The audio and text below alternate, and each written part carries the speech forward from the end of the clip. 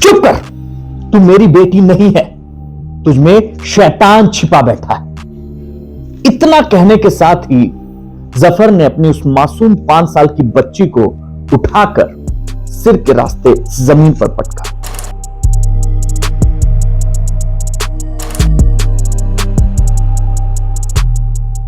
खून रिसने लगा। पास बैठे उसके भाई बहन सहम गए, रोने लगे।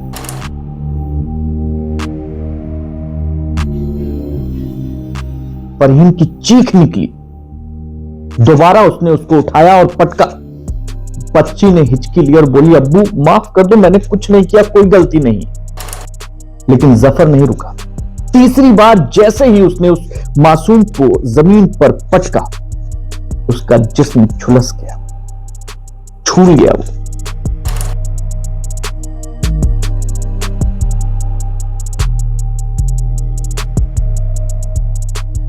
जफर हुसैन उर्फ चांद बाबू सिर पर खून सवार था, तरह तरह के तंत्र क्रियाएं करता था। पूरा गांव उससे वाकिफ था। कोई उसे पागल कहता था, कोई तांत्रिक कहता था, कोई कुछ और। गांव के लोग उससे ताल्लुक नहीं रखना चाहते थे। छोटी छोटी बातों पर गुस्सा करना, लोगों को भला बुरा कहना, लोगों को कहना कि श्राप दे दूंगा, जला दूंगा तुझे, भस्म कर दूंगा।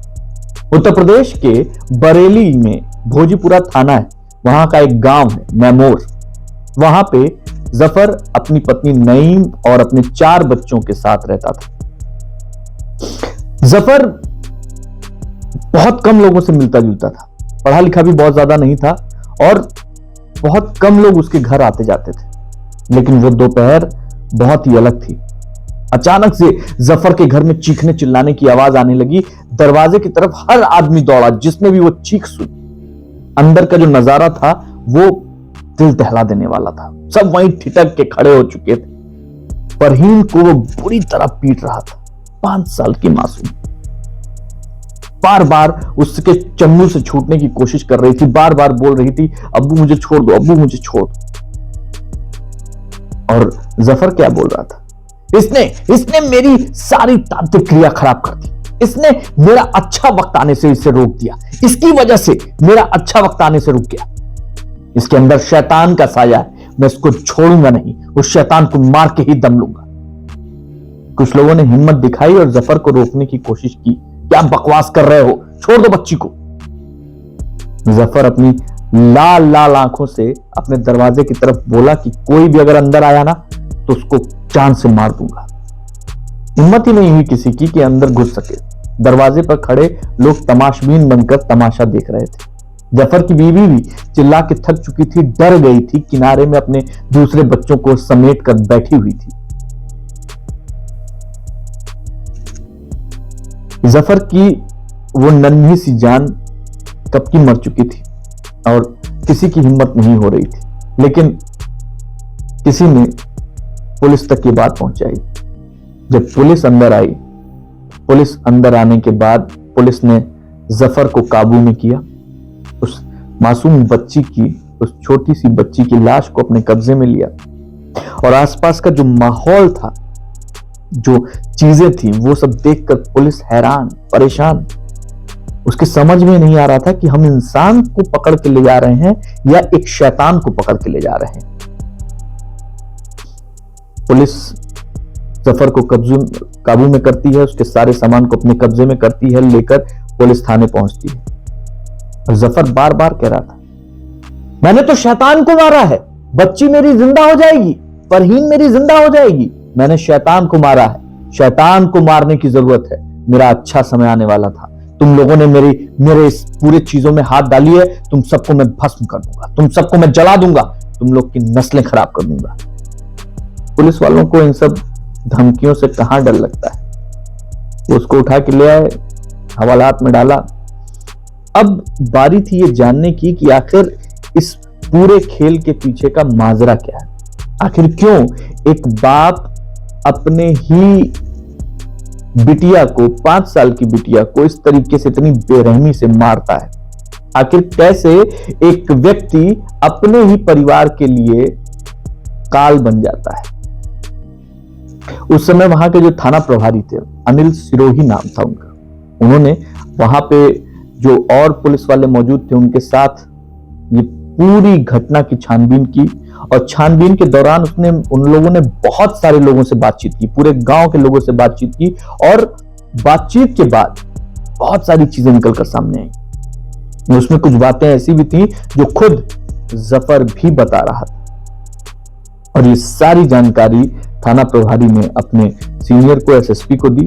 और फिर वहां पे जो एसएसपी थे वो भी, उनका नाम था ब्रजेश श्रीवास्तव, उस समय के तत्कालीन एसएसपी, वो भी घटनास्थल पे पहुंचे। उन्होंने देखा सब कुछ बिखरा हुआ, सारी चीजें देखी, बच्ची का पंचनामा करवाया और सोचने पे मजबूर हो गए वो भी कि आखिर ये क्या था, कैसे ये एक शख्स इस तरीके से अपनी बच्ची को मार सकता है।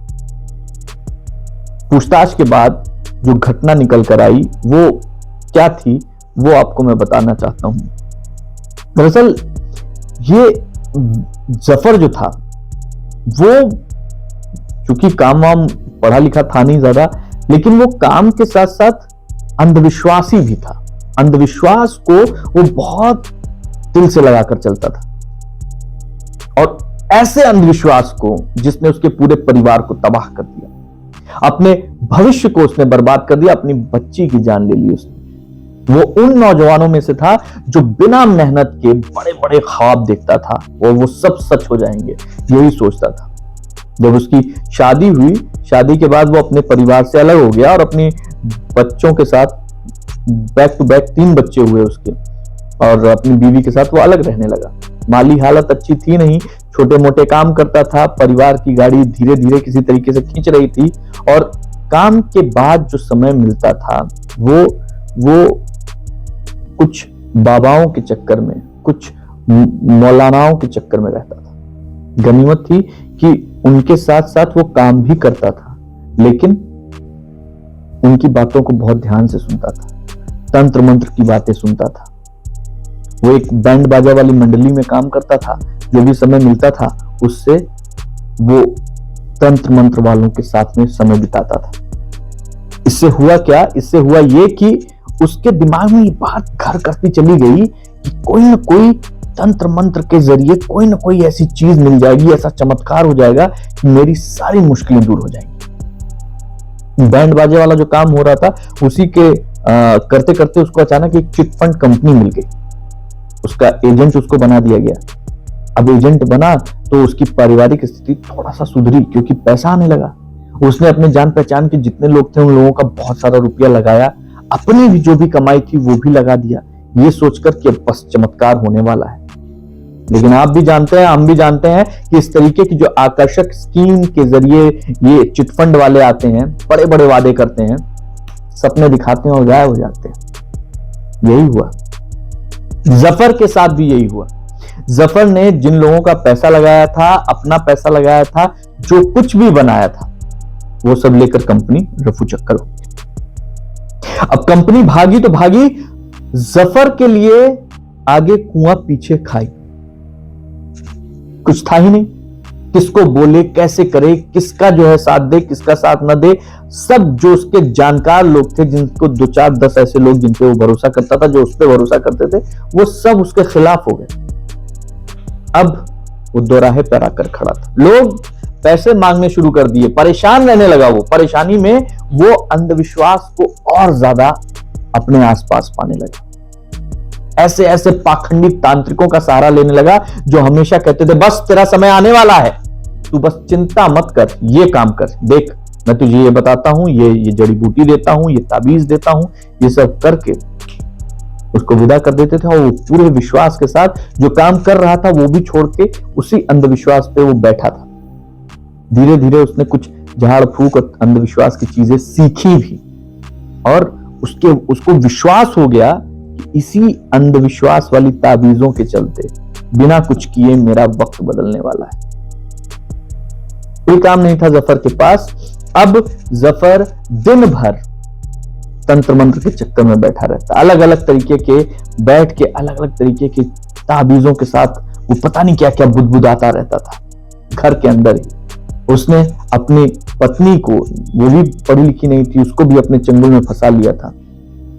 बच्चों को खाने की जो 2 वक्त का निवाला होता वो भी ना मिल पा रहा था, लेकिन फिर भी जफर को इसका कोई मतलब, इससे कोई परेशानी नहीं थी। जफर अपने ही धुन में लगा हुआ था, वो उसी अंधविश्वास वाली चीजों में लगा रहता था। और इसी टोने टोटके के चलते उसने क्या किया, एक दिन अपने बच्चों के सिर पे एक काले रंग का पट्टा बांधा उसने, और उसने बताया अपनी पत्नी के सिर पे भी कि ये पट्टा उतरना नहीं चाहिए, ये पट्टा ही है जो हम लोगों को आगे नहीं बढ़ने दे रहा है। इस पट्टे को जब तक मैं ना बोलूं तब तक कोई उतारेगा नहीं। और उसने अपनी पत्नी को, अपने बच्चों को, 5 साल की फहरीन को, सबको जो है उसने वो पट्टा जो है सर पे उनके बांध दिया था। तरह तरह की चीजें हो रही थी उसके घर में, किसी को पता नहीं था क्योंकि किसी का घर आना जाना ही नहीं था। एक दिन वो बैठ के कुछ मंत्र बुदबुदा रहा था, छोटी सी बच्ची वो फरहीन अपना जो है खाने के लिए अपनी माँ के पास पहुंचती है, रोटी उठाती है, और रोटी जो है वो नीचे से प्लेट उठा रही होती है, वो टोपी नुमा जो पट्टा था वो खुलकर गिर जाता है। ये बात वो देख लेता है, और उसने ये बात जैसे ही देखी उसके सिर पर भूत सवार हो गया। उसने कहा, तू ही है वो शैतान, मुझे आज पता चल गया, तेरी वजह से ही मैं जो है अमीर नहीं बन पा रहा हूं, तेरी वजह से ही मेरी ये हालत है, आज नहीं छोड़ूंगा। इतना कहकर वो उठा और उठ के आके उस छोटी सी मासूम 5 साल की बच्ची को अपने हाथों में उठा लिया। बीवी चीख कर उठी, वो खाना दे रही थी, उसको चीख कर उठी कि क्या हो गया, तू बीच में मत आ। उसको धक्का दिया और उसके बाद उस बच्ची को उठाकर पटक दिया। 2 अक्टूबर 2015 की यह घटना है, सच्ची घटना। उसको जैसे ही पटकता है उसके बाद और उस बच्ची की वहीं पर मौत हो जाती है।